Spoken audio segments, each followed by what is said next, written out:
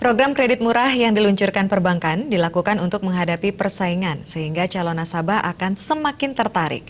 Langkah perbankan tersebut tidak akan mempengaruhi koperasi jika koperasi terus berinovasi untuk mencari peluang baru dan mengelola koperasi secara baik dan benar.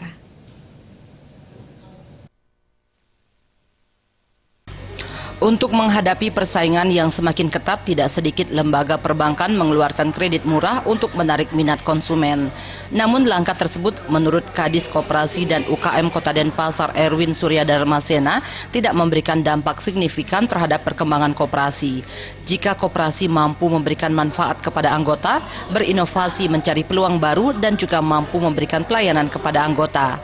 Semakin banyak kita pinjam uang, semakin banyak kita mendepositokan, sehingga semakin banyak pula kita menikmati keuntungan tersebut. Karena di koperasi banyak prinsipnya kan keuntungan itu berdasarkan proporsional.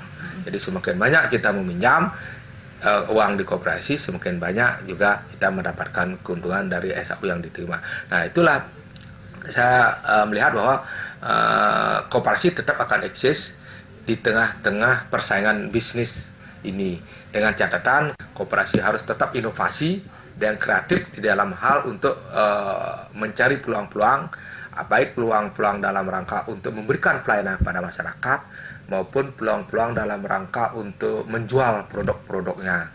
Erwin menambahkan agar tetap eksis di tengah gempuran kredit murah, antara pengelola koperasi dan anggota harus mampu menjalin sinergitas yang baik.